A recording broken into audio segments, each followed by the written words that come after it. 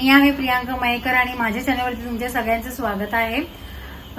तर आज आपण बघणार आहोत एक इंटरेस्टिंग लाडूची रेसिपी। आता तुम्ही म्हणाल आता कुठला सणही नाही आणि ह्यांच्याकडे काय फंक्शन वगैरे आहे का, तसं नाही, एकदम हेल्थी लाडूची रेसिपी आज आम्ही तुम्हाला दाखवणार आहोत। आणि अर्थात मेघा काकी पण आपल्याला थोड्या वेळात जॉईन करणार आहेत। तर आधी मी तुम्हाला साहित्य दाखवते आणि मग नंतर त्या लाडू मागची अजून काय काय स्टोरीज असतील तर आम्ही नक्की ते शेअर करू तुमच्यासोबत। तर चला मग पुढे आता कंटिन्यू बघूया। आता आधी आपण साहित्य बघून घेऊया। इथे आपण मूग डाळ भाजायला घेतलेली आहे आणि एक लक्षात ठेवा, नेहमी तुमचा गॅसची फ्लेम नेहमी कमी असायला हवी, एकदम बारीक आणि मंद आचेवरती एक 15 ते 20 मिनिटं तुम्हाला डाळ छान खरपूस भाजून घ्यायचे। जर तुम्ही गॅसची फ्लेम हाय ठेवली तर ती जळण्याची शक्यता आहे। नंतर मग त्याचं जे आपण पीठ दळून आणू मग ते कडू पण लागू शकतं, म्हणून तुम्ही कलर एकदा व्यवस्थित बघून घ्या। हा कलर येईपर्यंतच ही डाळ व्यवस्थित भाजून घ्यायची आहे आणि नंतर आम्ही ती घरघंटीवर देऊन दळून पण आणली आणि आता आम्ही हे पीठसुद्धा भाजून घेतो आहे। तर ह्याच्यामध्ये आम्ही थोडंसं तूप ॲड केलेलं आहे आणि पीठ भाजण्याचे फायदे म्हणजे कच्चं पीठ तुम्हाला लागणार नाही त्याची टेस्ट। तर पीठ पण एकदम व्यवस्थित भाजायचं मंद आचेवरती, एक साधारण 20 ते 25 मिनिटं तुम्हाला लागतील। थोडा पेशन्स ठेवा, ह्याच्यामध्ये थोडा वेळ लागतो पण ह्याचे जे रिझल्ट्स आहेत ते खरंच तुम्हाला छान वाटतील। आणि आता तुम्ही बघू शकता याचा कलर चेंज झालेला आहे, म्हणजे त्याच्यामुळे मध्ये तुम्हाला लम्स दिसत असतील तर ते सगळे निघून जातात। तर थोडा वेळ लागतो पण छान खरपूस हे पीठ भाजून घ्यायचं। आणि अशाच प्रकारे तुम्ही गव्हाचं पीठसुद्धा भाजून घ्या, त्याच्यामध्ये पण थोडंसं तूप घाला आणि मंद आचेवरती ते छान भाजून घ्या। आणि मग इथे आम्ही तूप गरम करत ठेवलेला आहे आणि ह्याच्यामध्ये आता आम्ही डिंक तळून घेणार आहोत। सो हा आपल्याला एकदम छोट्या छोट्या क्वांटिटीमध्ये तळून घ्यायचा आहे, मग तो छान फुलला पाहिजे। तसं तुम्ही बघू शकता छोटे छोटे जे आपण डिंकाचे खडे टाकलेले ते छान असे फुलत आहेत। अशाच पद्धतीने आपण सगळा डिंक तळून घेणार आहे। आणि किती घालणार आहे आपण ह्याच्यामध्ये? 100 साधारणपणे 100 ग्रॅम डिंक आम्ही वापरणार आहोत। सो सगळा डिंक आम्ही तळून घेतो आणि मग तुम्हाला दाखवतो। प्रकारे हा डिंक तळून झालेला आहे आणि तुम्ही बघू शकता किती छान फुलला आहे हा। आणि असं मी हाताने क्रश केल्यावर पण तो बारीक होतोय, क्रिस्पी होतो हा असा। तर आता आम्ही याला बारीक करून घेऊ आणि पुढची प्रोसेसमध्ये तुम्हाला कळेलच अजून काय काय करायचं आहे ते। आणि हे आहेत ड्रायफ्रूट्स, ह्याच्यामध्ये आम्ही काजू, बदाम आणि थोडेसे अक्रोड घेतले आहेत। हे छान तुपावरती भाजून घेतलेले आहेत, थंड झालेले आहेत आता हे। आणि ह्याची पण आपण मिक्सरमध्ये पूड करून घेणार आहोत, म्हणजे लाडू सगळे एकसंध होतील असं। त्याच्यामध्ये मध्ये मध्ये तुम्हाला जाड की असं काही दाताखाली येणार नाही, सगळं एकत्र मिक्स होईल। तुम्हाला हवे तेवढ्या क्वांटिटीमध्ये तुम्ही ड्रायफ्रूट्स घेऊ शकता, तुमच्या आवडीनुसार कमी जास्त सुद्धा करू शकता। तुम्हाला अजून काही ॲड करायचं असेल याच्यामध्ये तर तेही तुम्ही करू शकता। इथे आम्ही खारीक पावडर घेतलेली आहे, ही साधारण पाव किलो असेल आणि ही आम्ही थोडीशी हलकीशी रोस्ट करून घेतोय तव्यावरती, म्हणजे त्याची पण एक छान टेस्ट येईल। साहित्य बघून घेऊया। ह्याच्यामध्ये आम्ही 2 प्रकारची ही पिठं आहेत आणि प्लस रवा आहे। सो एक आहे मूग डाळीचे पीठ जे जास्त वापरलेलं आहे, सेकंड आहे गव्हाचं पीठ आणि थोडासा रवा।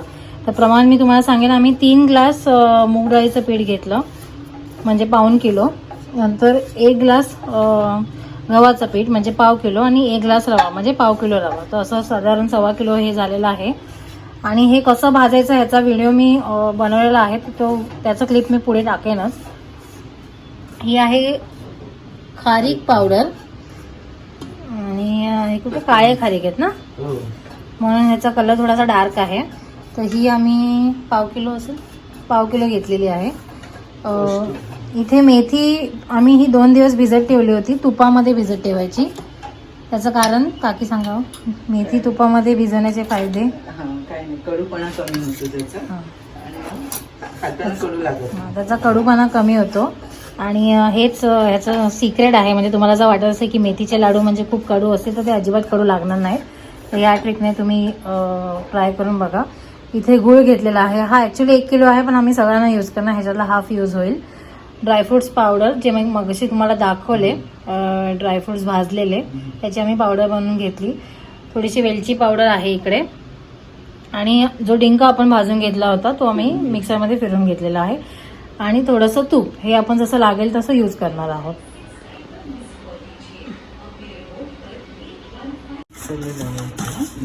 तर इथे आपण त्याच्यात गूळ मिक्स केलेला आहे, अर्धा किलो गूळ असेल आणि हे सगळं मिश्रण आम्ही आता थोडं मिक्सरमधून फिरवून घेणार म्हणजे एक जीव गूळ त्याच्यामध्ये व्यवस्थित मिक्स होईल.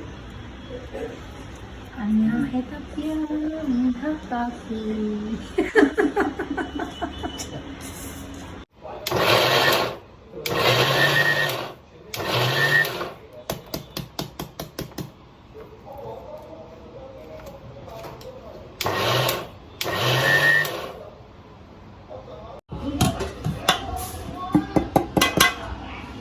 आता मी हे मिक्सरमध्ये फिरवून घेतलेलं आहे आणि त्याच्यामध्ये खारीक पावडर आणि ड्रायफ्रुट्स पावडर मिक्स केलेली आहे.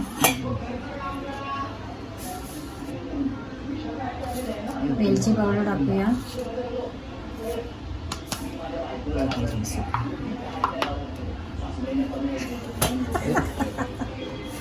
मिक्स करून मेथी पावडर. हे सगळं छान मिक्स झालं की आपण त्याच्यामध्ये जी आपण मेथी भिजवून ठेवली होती तुपामध्ये ते मिक्स करून घेऊ.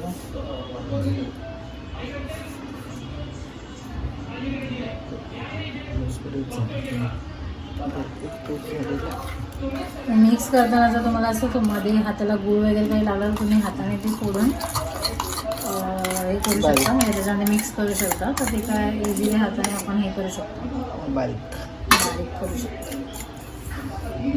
मिक्सरला लावल्यामुळे बारीकच.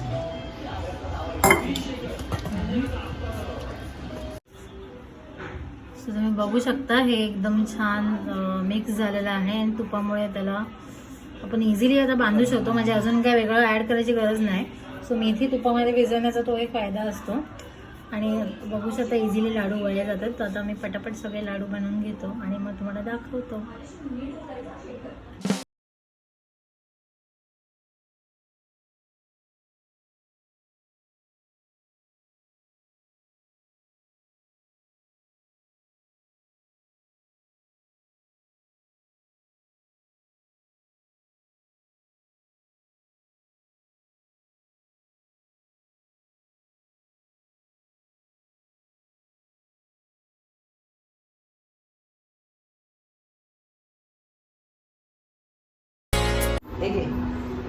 मग आई उठून आणि मी